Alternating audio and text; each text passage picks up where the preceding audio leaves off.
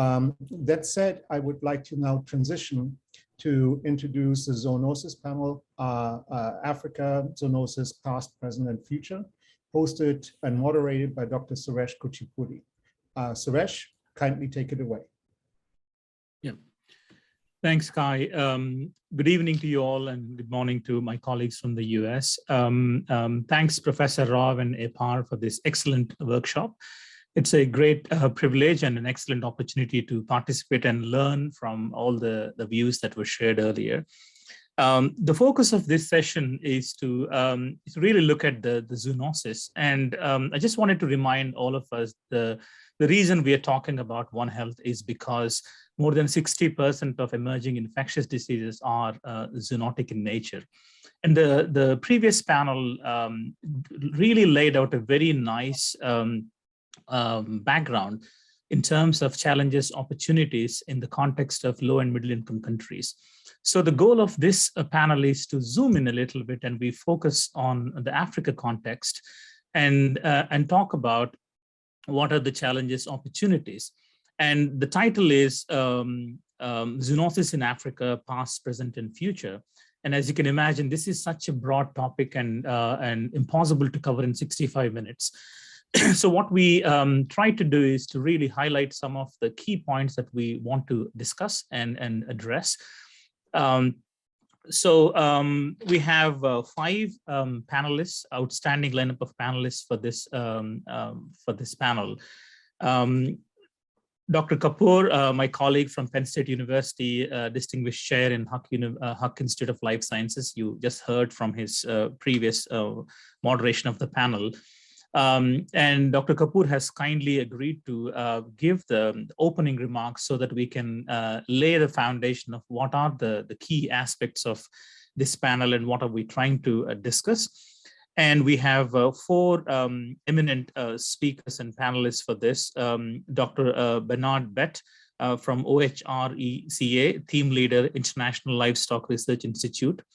And Professor Jerome Buza, who's a professor of immunology and also a deputy vice chancellor of the Nelson Mandela African Institution of Science and Technology.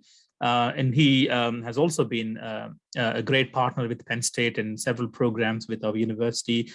And Dr. Adrian Muon is a BBSRC Future Leader Fellow at the Royal School of Veterinary Studies, University of Edinburgh. And the last panelist is Dr. Matthew Muturi, who is a representative of Kenyan Zoonotic Disease Unit. So first, I would like to request Professor Kapur to give the opening remarks. And I just wanted to remind the panelists that we have a limited amount of time. So we will stick with the key aspects of this panel. And some of the challenges Dr. Smith has raised earlier is surveillance and how we might detect the emerging pathogens early. And there are some critical gaps. And Dr. Swaminathan also highlighted very specifically that the coordination, consensus, and solidarity as the key aspects. We will focus on those aspects so that we can address some of these challenges, but more importantly, what are the opportunities and how we can move forward. Over to you, Dr. Kapur. Great, thank you very much.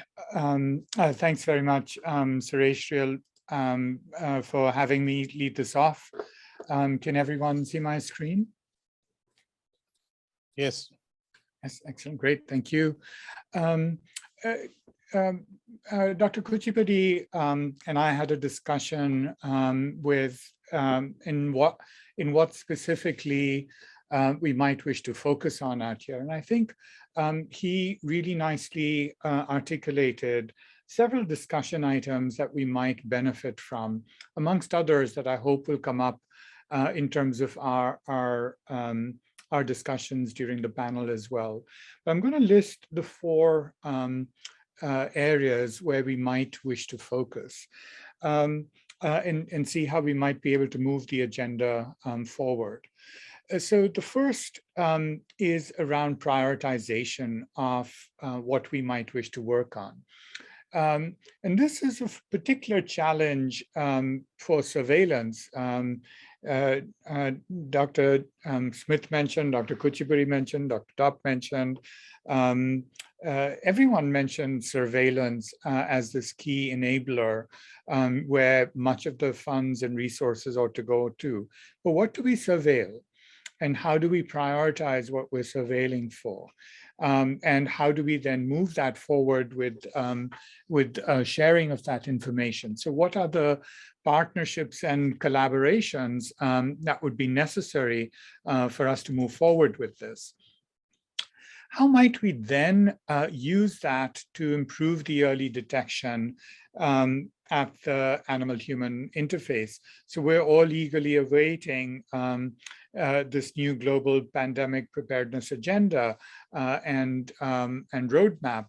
How might we actually move this forward to implement, particularly in areas where the existing surveillance capacities have really been compromised and has been shown to be very severely compromised, not only siloed, but inadequate to the task.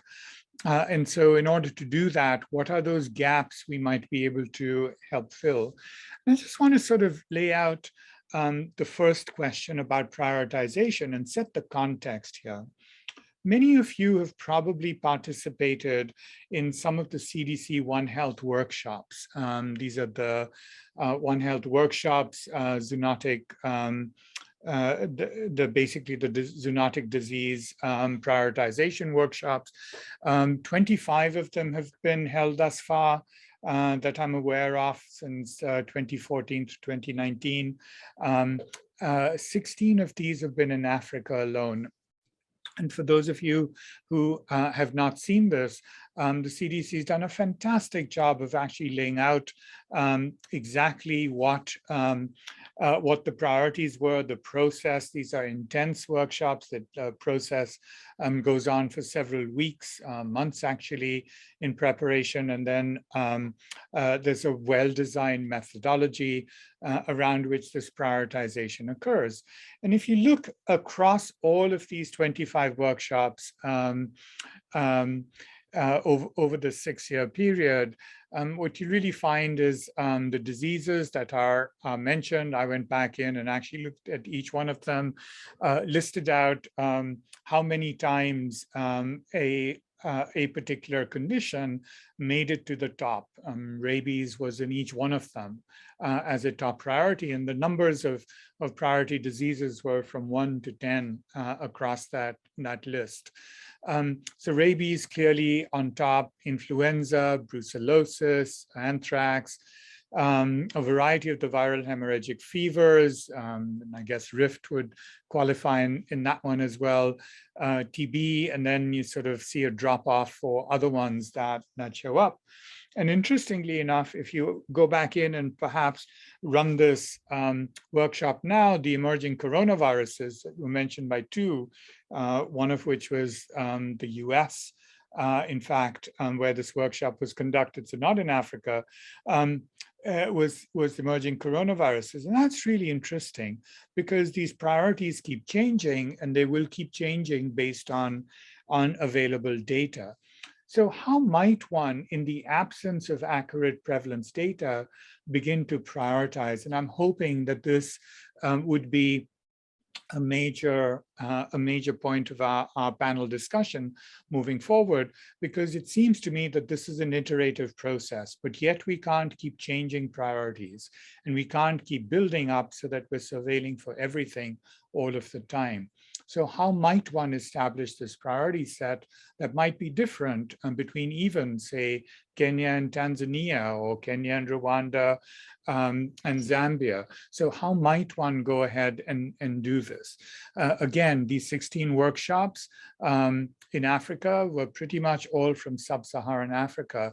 So there's already a lot of information that's available and some shared learnings that we might be able to build from this moving forward. The other part that I'd like to sort of highlight is the partnerships and collaborations. We heard in the previous session about various stakeholder groups and how, in fact, without animal or human health or environmental health, there's no economic health, but yet you need economic health to drive this. So there's this wicked problem that we run into that actually, depending on which side of the perspective you're in, that's pretty much all we see. Yet these silos need to be broken down. How might we then establish those critical partnerships where self-interest is seen in moving this agenda forward in a virtuous cycle or circle? And how might we go about doing this with exemplar priority diseases that might help us move forward, both on the human, animal, environmental side of things? We heard as well about the improved detection. There's both technical, there's need for technical as well as social and regulatory improvements out here. So how might we actually move forward with that? I'm hoping that we can start to discuss in this next session as well. And then finally, we know that there are these critical gaps. We've discussed some of these, but which ones of these are those that we would want to go fill first? So how do we set about the priorities to do things first? How do we then build upon those, particularly of relevance to Africa? In the experience that we've had with many of our programs and projects that have either been ongoing or are ongoing, or have we've performed over the last many years, particularly in sub-Saharan Africa, in India, in South America, and other areas of the world where in fact this prioritization is important, is that the most important learnings were around communication and building that, building capacity at the human scale. So not capacity alone.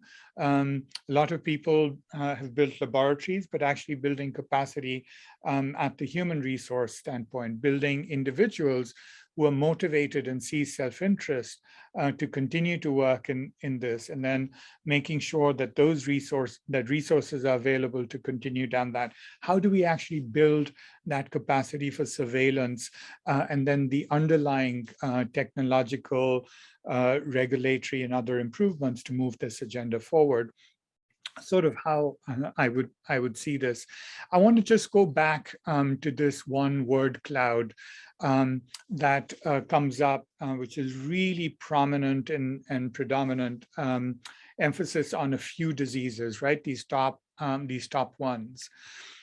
What I really worry about is that these are the top ones because they are the most charismatic, they are the most easily accessed or understood, but yet for many of these, we actually don't know what we would do after we surveil. So for example, for brucellosis or for anthrax or for tuberculosis, we might actually know what the answers are. We know what the vaccination strategies might be or approaches to test and remove to control these diseases, because indeed they have been controlled in many parts of the world, true for rabies as well. But yet the solutions that are relevant and implementable in some parts of the world are absolutely not implementable in Africa or in other parts of the world. So how might we actually have these very specific fit for purpose tools that enable moving this agenda forward? And I want to just hope that we can start to do this through this discussion, but continue this discussion through further very intense detailed workshop on each one of these that are context specific. So I'll stop there. Thank you, Suresh, Dr. Kapur. Yeah, thank you, Dr. Kapur, for setting the stage and nicely laying out the discussion points for this session.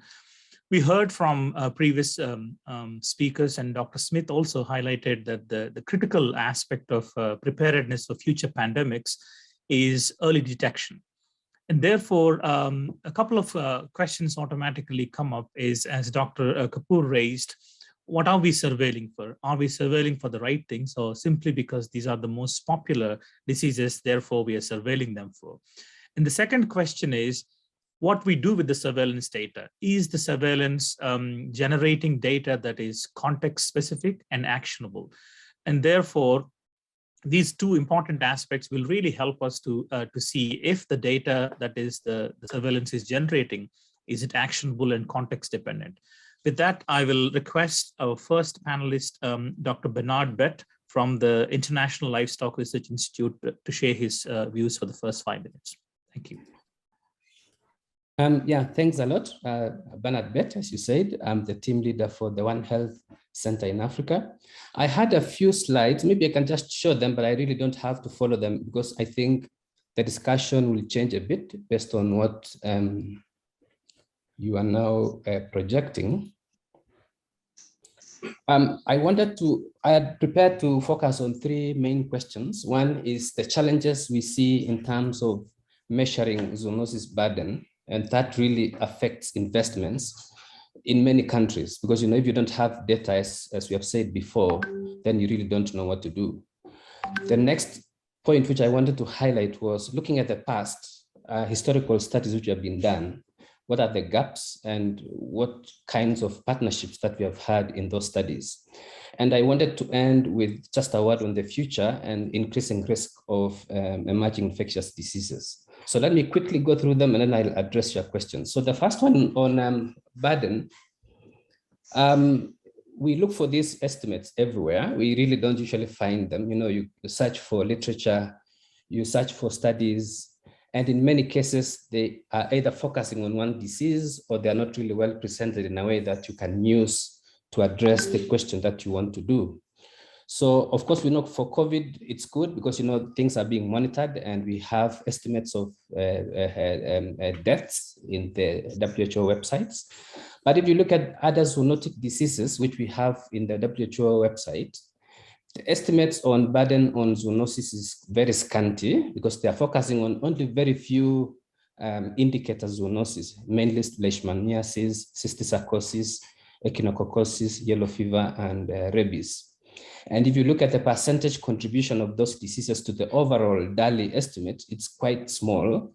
But I think this is a major underestimate, and really this dampen or really limits investments in countries in which those diseases are occurring. It's unlike, if you look at infectious diseases like, malaria, TB, and other diseases, those ones are well captured and they represent around 20% of the overall DALIs. So we have a challenge in zoonosis, which we really need to find ways of filling it. Other estimates from World Bank are already published, but for also specific diseases.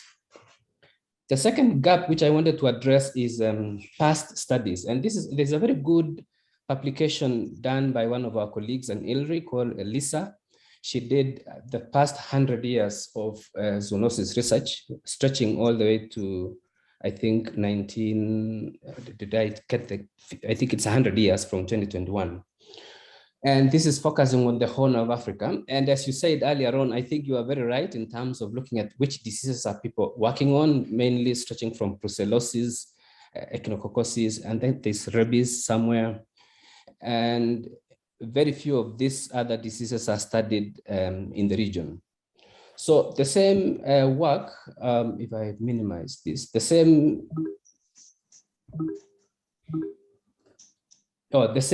paper highlights gaps which are there in those studies, and mainly it includes the list of study diseases are not necessarily aligned with country priorities, and that's a major gap. I think you mentioned one of the gaps you were saying is we may be knowing already the control options which we should use, but I think the other one is, even if we have these studies which have been done, those studies may not, the diseases selected for studies may not be aligned with what the countries need to work on. This duplication of work, and many of these studies are descriptive. They really don't give you analytical evidence on what to do. And most of them are focused on animals. This is where the limitation of One Health, but maybe because One Health has really come into force in the recent years, that is understandable. And I think going forward, One Health will be more prominent in what we do. And the last comment which I wanted to give is on going forward, looking into the future. We know the human population is really rising, the climate change and urbanization. And when that happens is, we break our environments. That interface between humans, animals, wildlife is really enhanced. And so there's a huge opportunities for spillover events to occur. And mainly we look at key viral families, which are usually responsible for the many pandemics like orthomyxoviridae, filoviridae, paramyxoviridae, and coronaviridae, which are responsible for many of the diseases we see currently. And that could be the main challenge. And one of the studies we are doing in Uganda under one of the BMZ-funded project is Rift Valley fever, and it's mentioned by many people already here. And in our mapping, we want to overlay the epidemics and endemics. And what we realize is there's a huge gap in terms of if we continue only looking at areas where epidemics are occurring, then we are missing the point, because there are many other areas in the country where the endemic transmission is happening, but nobody knows about it. So what I'm proposing here is, I think we need to do much more analytical studies and more predictions so that we can be able to know, to get the full picture of where the risk is, and that can really help our surveillance and risk assessments going forward. And I think the other two comments I already mentioned in the slides, which I mentioned earlier on about reliable estimates for burden, as well as building capacity, which of course our colleague from OIE also mentioned, that we need capacity in terms of analysis of data and using information that we generate from surveillance. So let me stop there. I think I could then address, if you want, I could address then the question you raised about, or we wait for the other panelists to do first and then we come back to the questions. Yeah, thank you, Dr. Bett, for this nice overview. So we'll be discussing those questions in the panel discussion later on. I think you quite rightly pointed out a couple of important challenges is that the information we are generating through surveillance is not really based on the priority for the country in many instances. So we are not looking for a disease because it is of relevance to the country. And the other key aspect that you highlighted, which is, I think, very, very important, is that if you look at certain places where there are outbreaks, and we are not looking at other locations, and the disease prevalence estimate is very skewed simply because we are not looking in those places. So it's not that there is problems do not exist, but we are not looking at them. So the question is then, how do we change the way we surveil so that the surveillance data is more relevant and context dependent? So we'll get back to that thoughts in the discussion. So now we'll move on to the next panelist, Dr. Jerome Buza, Professor of Immunology from the Nelson Mandela African Institution of Science and Technology. Over to you, Professor Buza. Thank you very much. I'm very happy to get this opportunity to give my contributions. I'm coming from Tanzania, and maybe I will start with the issues around Tanzania, and maybe I can go to the global level. And as far as zoonotic disease in Tanzania, the way Vivek has put it, we did a zoonotic disease prioritization exercise, and the diseases that came on top were rabies, Rift Valley fever, and other hemorrhagic fevers, zoonotic influenza, anthrax, human trypanosomiasis, and brucellosis. And this prioritization was based.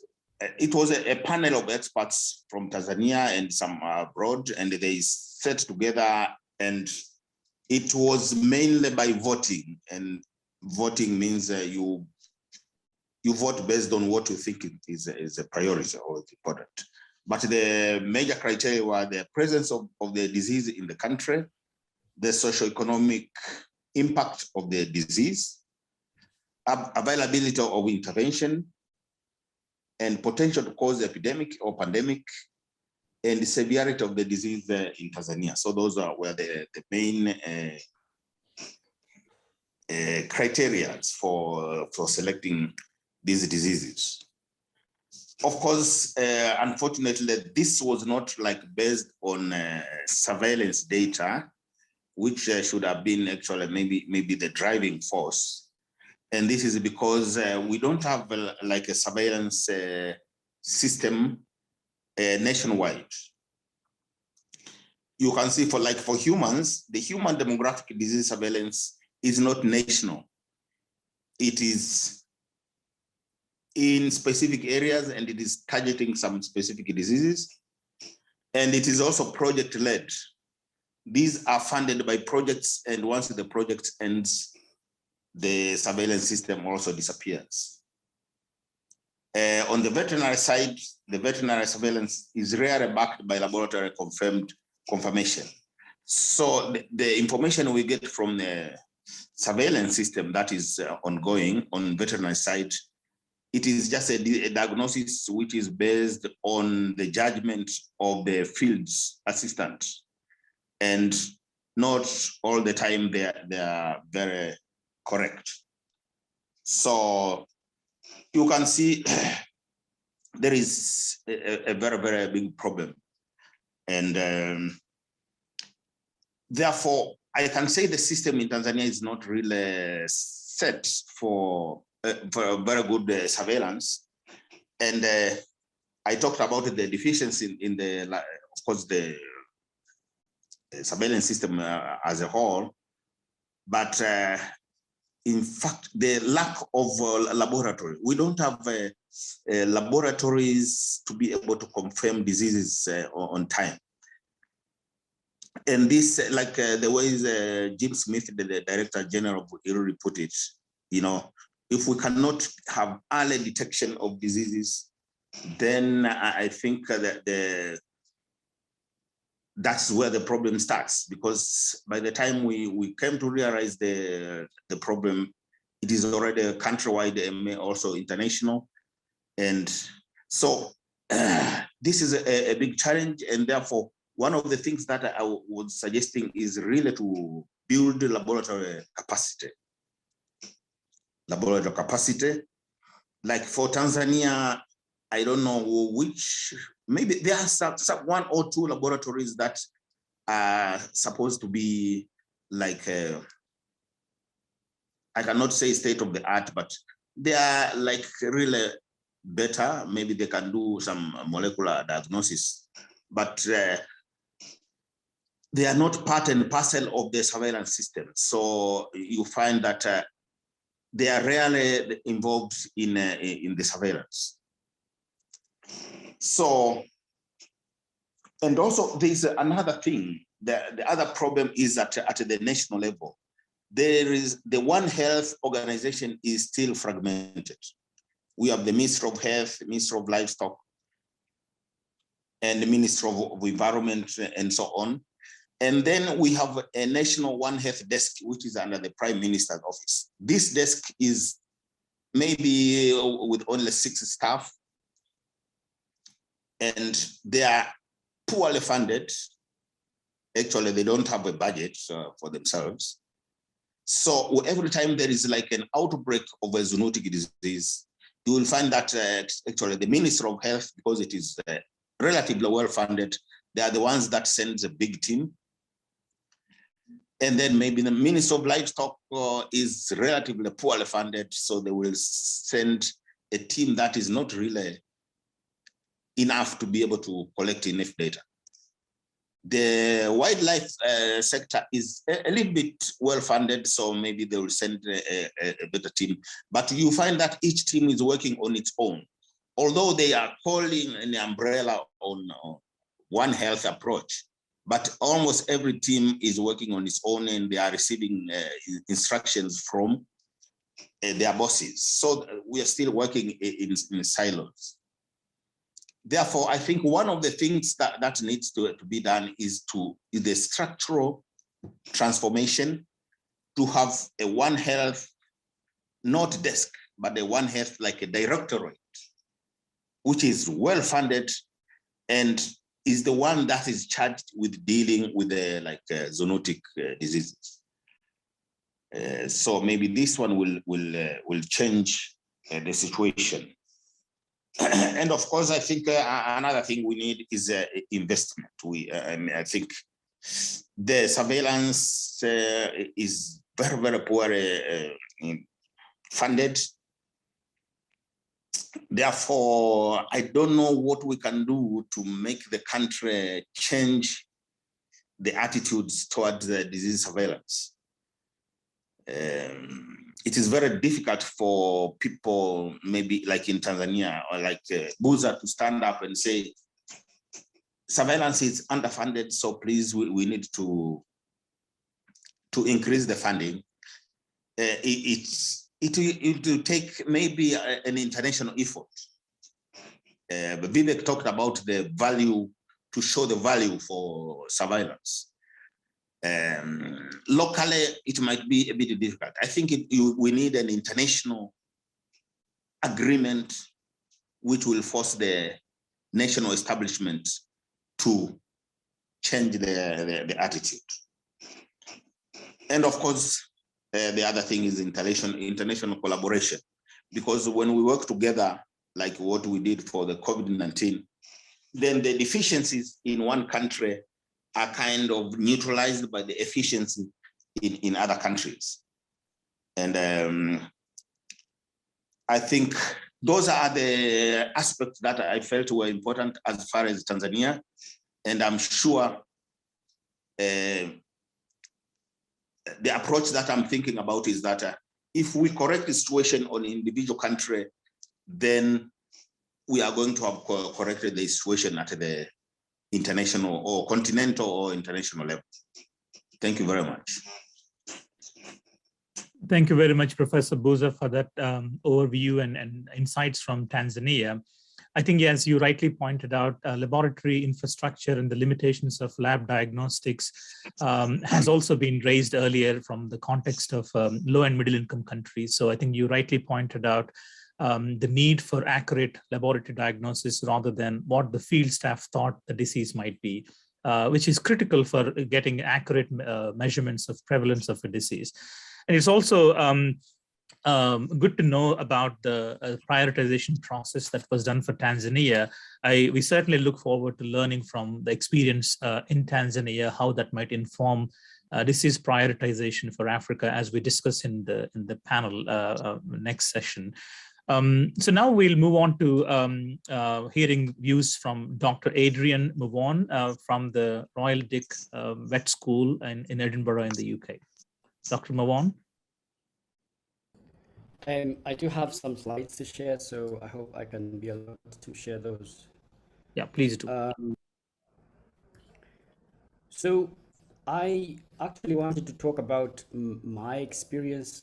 Well, my name is Adrian Mwonge. I'm a Chancellor's Fellow now, and my specific area of work is Digital One Health.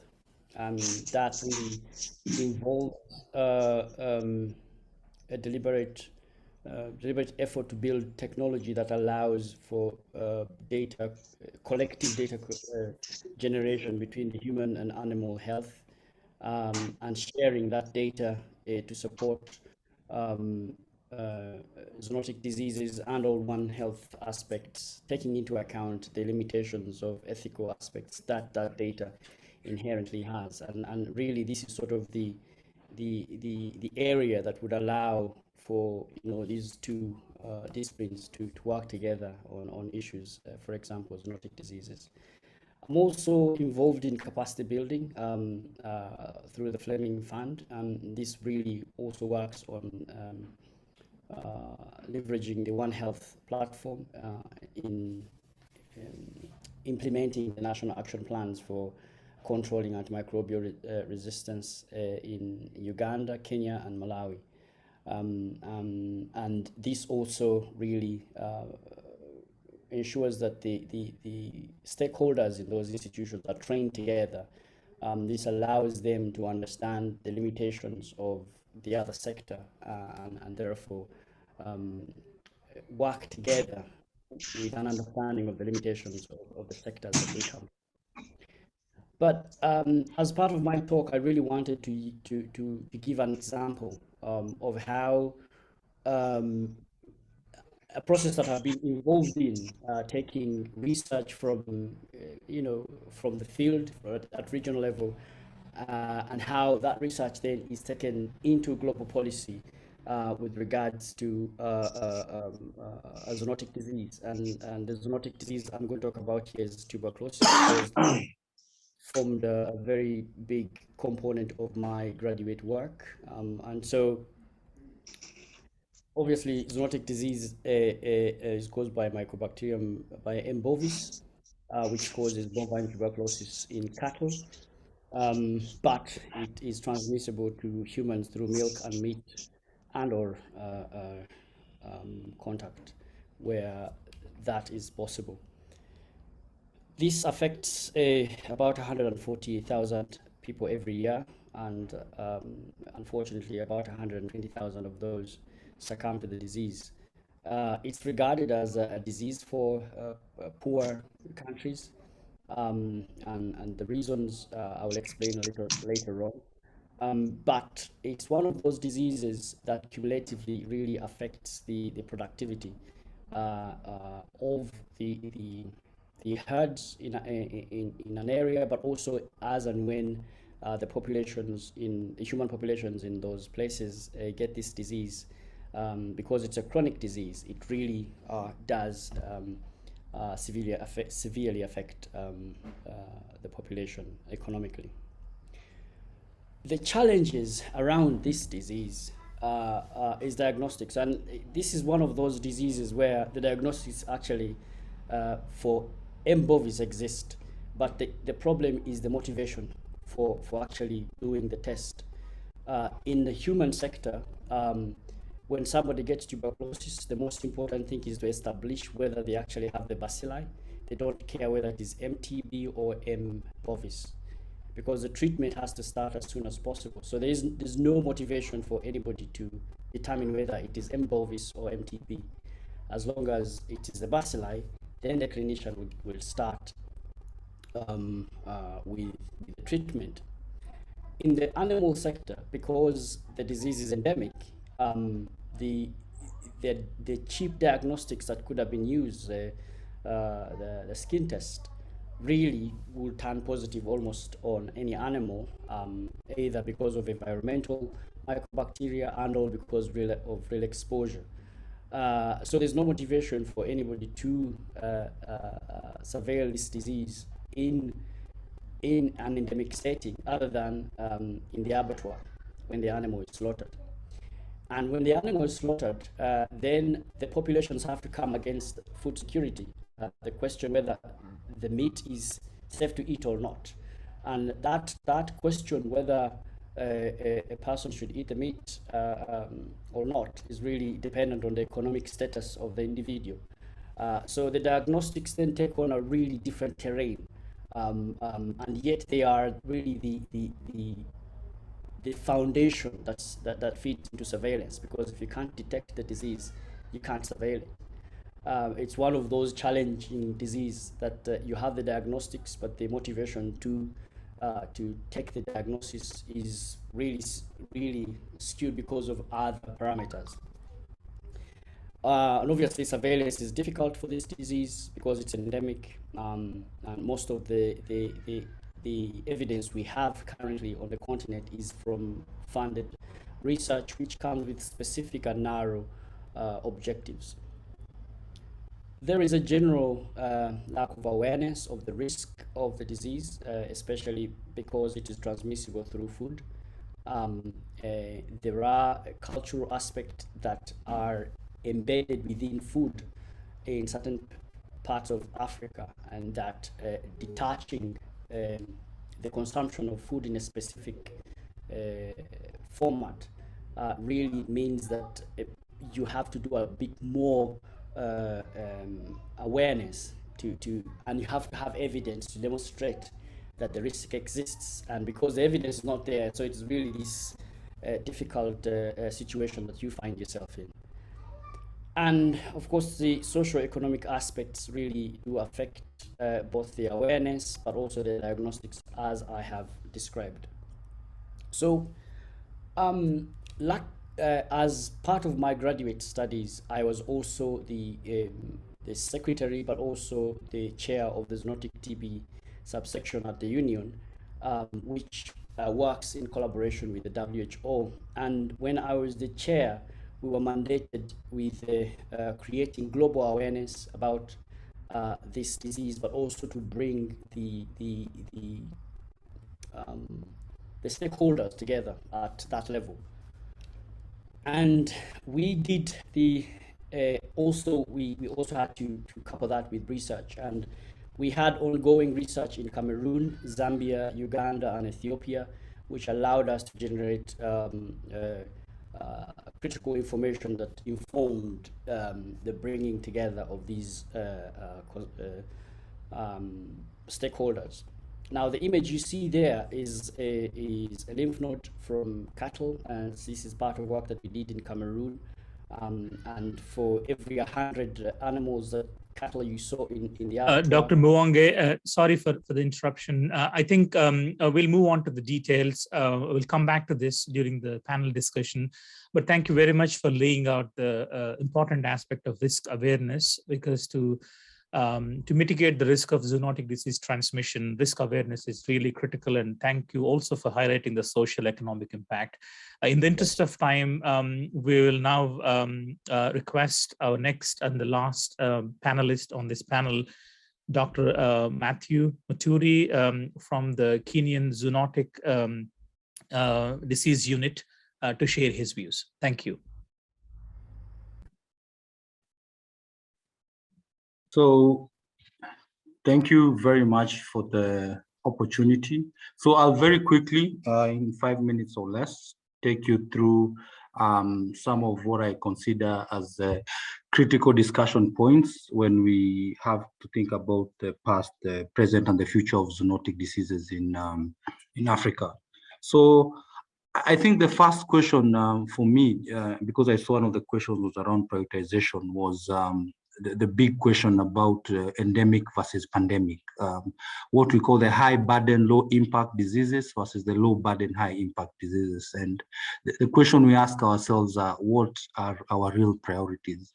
And if we look at my third point, again, there's sort of a bit of a conflict of interest or thought when it comes to what us as policymakers at times consider our priorities versus what the communities we serve and work for consider as their most important priorities. And so the main question I have, and it's a thought process we have in Kenya, is do these standardized tools, for example, the CDC tool that were presented, really reflect our reality, or does it reflect our reality as technical people and policymakers, or does it really reflect the realities of the communities around us? And I think these are some of the things I would want to discuss in the panel discussion.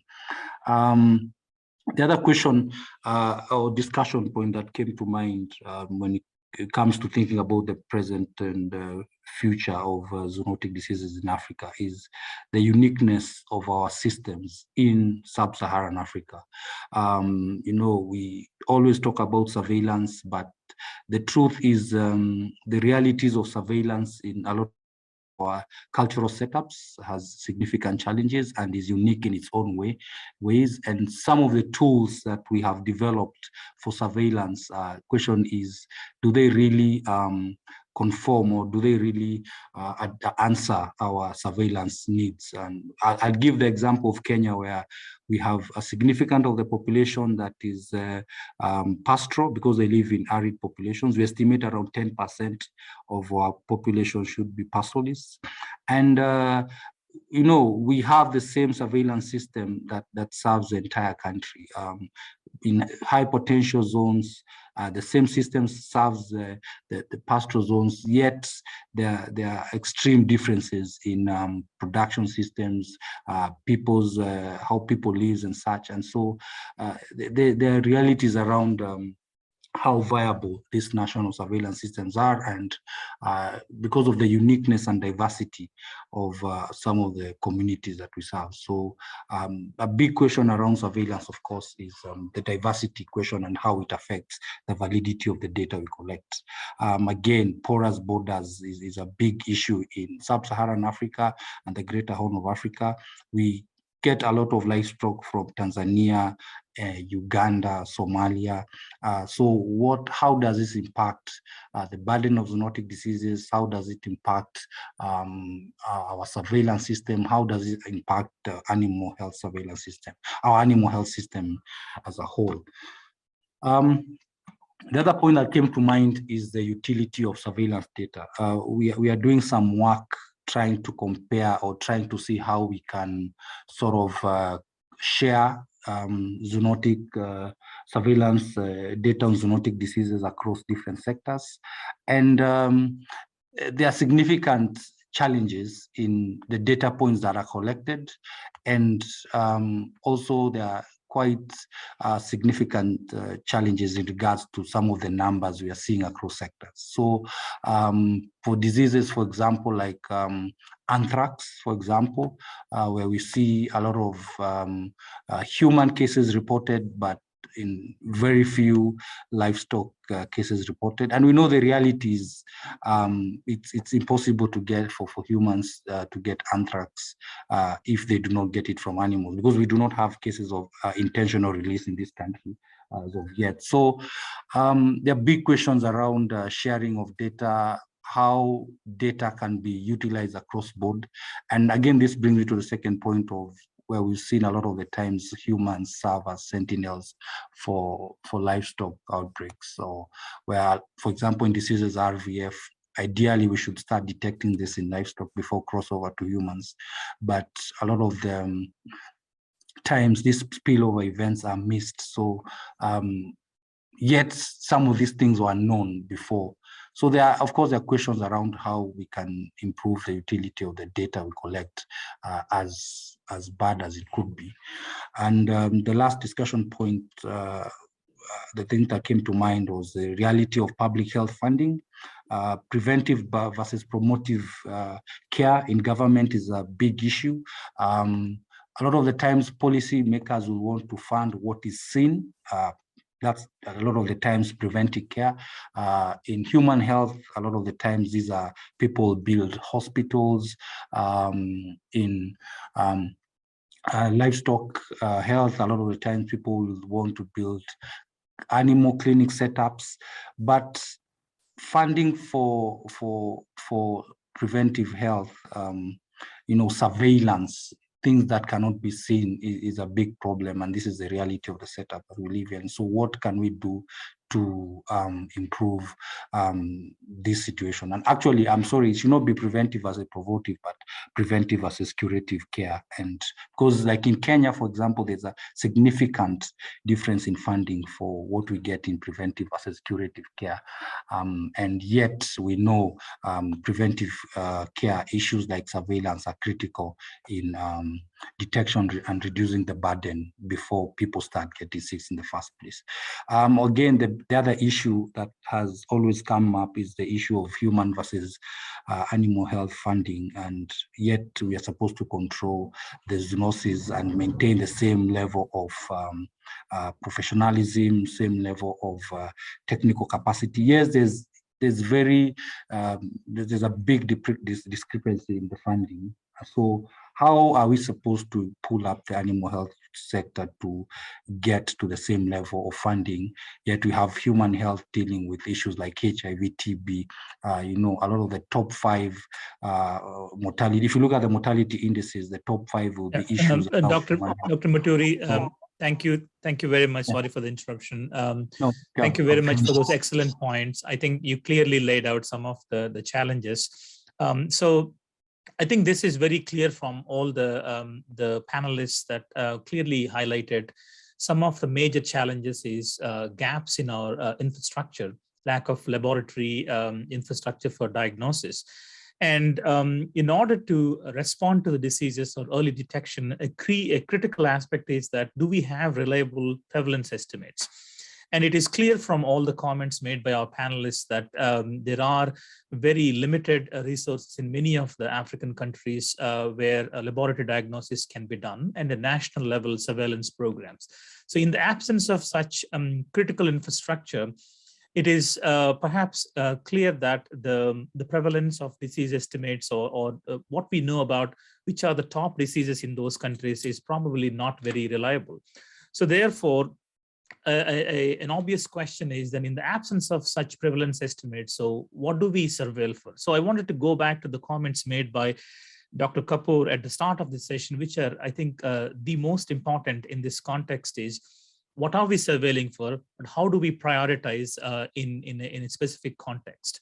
So I just wanted to request Dr. Kapur to comment on what are some of the aspects or framework that these countries could use in order to start the prioritization process when we do not really know what are the most prevalent diseases in the country. Great, thank you. Thanks, Suresh. It's a real tough question. So the CDC uses, as I think Dr. Buza mentioned, these 4 to 5 criteria by which they go about making these priority lists. To me, it seems that the priority lists, as I think several have mentioned, are sort of these beauty contests, right? So which one comes on top? There's a voting system, typically that's involved with multiple stakeholders, and that generally involves political posturing and self-interest, which one stakeholder feels is important versus another, who's represented and how well they are positioned to articulate their case. And that, I think, resulted in this massive variance across developing these priority lists that could change very dramatically should there be just a different set of stakeholders. And so I think, as we've all said, it's the underlying data that's not available. So how does one move forward from this? Is an optimization problem, there's a data deficiency problem. You can't parameterize your models so well in order to understand, what your output functions you're optimizing for even. Is it economic gain? Is it political gain? Is it animal health? What human health? What is it that we're trying to optimize for? So I think perhaps the framing might be different if we think of this as an iterative process that has to be local and context dependent. So if you start from knowing what actions we might be able to take in order to prevent something or treat something or get some benefit to a particular stakeholder group, those are the ones that we might wish to optimize for first.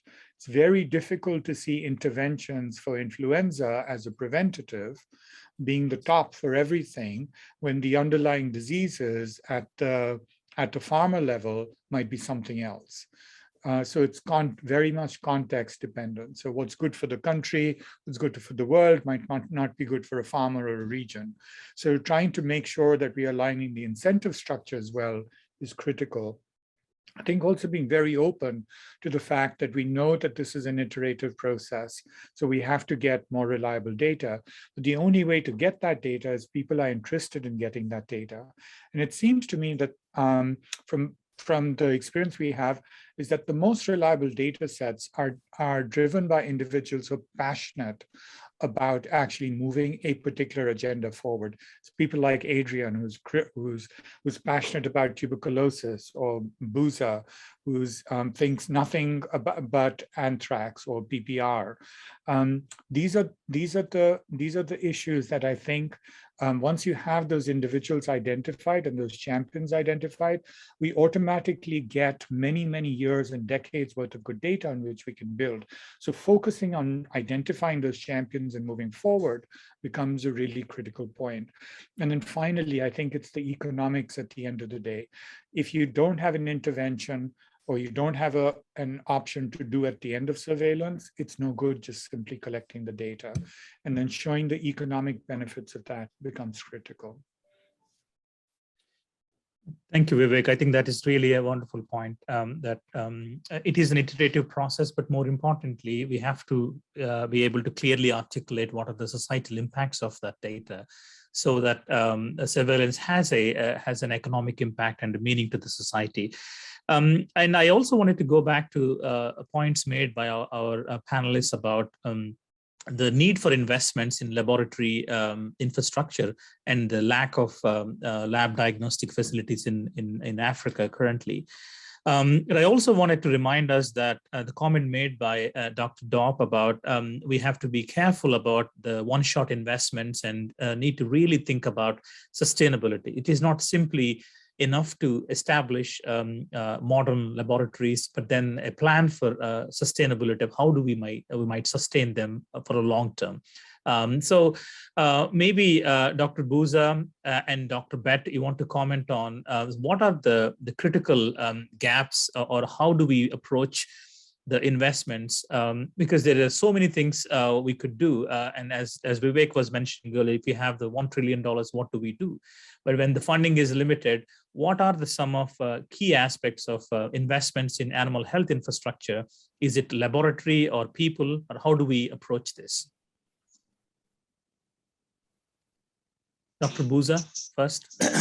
Yeah, of course, you have to look at the current status, whether the gap is on the people, or the gap is on the infrastructure, and see which area you need to improve. But in general, like in Tanzania and most places in Africa, both the infrastructure and the personnel, they're all poorly prepared, to deal with the task at hand. But you put, I think, a correct question. You build a big laboratory, very sophisticated, and this is actually a situation in most African countries, including Tanzania. You get a project, you buy good equipment, you train people, and then after the end of the project, there is no sustainability, everything dies down. And at the end, you find equipment sitting there, they've not been used for the past 5 years since the project ended, and so on. So the sustainability issue is a big problem. And for something to be sustained, my feelings are that, it has to move from project-oriented things to something that has to be mainstreamed within the government system, which means it is also budgeted for every year. And that is how it can be sustained, because other than that, it will just be projects coming and going away and no more activities. But now, how to make something look so valuable to the government to the point that now they will commit funds, that is where the trick is. That's where the difficulty is. Yeah, completely concur, Dr. Buza. I think the sustainability part and the investments into programs rather than projects is very critical. So thank you so very much for that thought. So finally, I know we're running out of time. I just wanted to ask one last question about data sharing. So we heard multiple times about the silos, and the animal health system and the public health system often do not talk to each other, and the data sharing do not happen. And Dr. Mwangi mentioned about the investments in digital technologies that might allow such data sharing. I just wanted to have a quick response from Dr. Bett and Dr. Mwangi about what do you think if the data investments in digital technologies is the only solution for data sharing, or do we have to make a structural change in the way these entities collaborate currently? Dr. Bett? Yeah, thanks for that question. I think systems per se alone may not change much. Okay, it will help, it facilitates the interaction, but I think we should aim much more at building trust and collaboration amongst the entities or the sectors which are working together. Because already, maybe if you look at what we have currently in Africa, we have ARIS, which is being run by AUI, but we have mobile phone systems, we have electronic systems in many countries, and even at sub-national levels, we also have online databases. So if you look at the additional investments that's required, may not be that much, yet we haven't really moved that much in terms of data sharing. We have the facilities. So I think the main focus should be building trust, building collaboration, and really coming back to the first question we are asking ourselves, is the value proposition, so that if people understand that is much, we gain much more by working together. I think that will be the main driver. Yeah, excellent point, Dr. Bett. I think that really reflected in the comments made by Dr. Swaminathan about the importance of coordination and consensus building. Final thoughts from you, Dr. Mwangi? If you allow me 30 seconds to respond to the previous question about the laboratories, I actually think there are any number of labs in Africa that have equipment, but they do not have reagents. And the cost of bringing reagents to these labs is prohibitive. Even if these laboratories wanted to create an economic model in order to provide a service, the cost of reagents makes it really impossible. So if you can find a logistical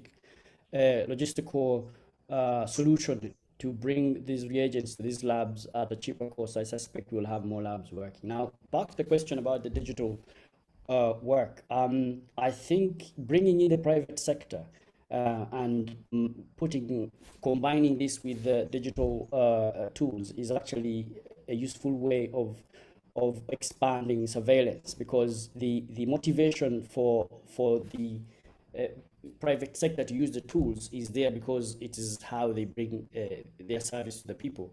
The farmers have an incentive to use the tools because that's how they get that service. And if you harness that combination, it means that the farmers can provide extra information that allows you to do surveillance on the farm whilst they engage in the service provision. So that is how we are trying to actually harness technology to improve how we can surveil some diseases, but also how antibiotics are used to as low a unit as an animal. Great. Thank you so very much. Unfortunately, we ran out of time and we actually ran over time. But I really want to thank all our outstanding panelists for this excellent topics. I wish we had more time. These are major questions and major challenges. So clearly, we can't solve in 60 minutes, but I think the panel certainly highlighted some of the critical gaps and potentially opportunities going forward. So thank you all panelists, and give them a big round of applause. And over to you, Kai. Thank you.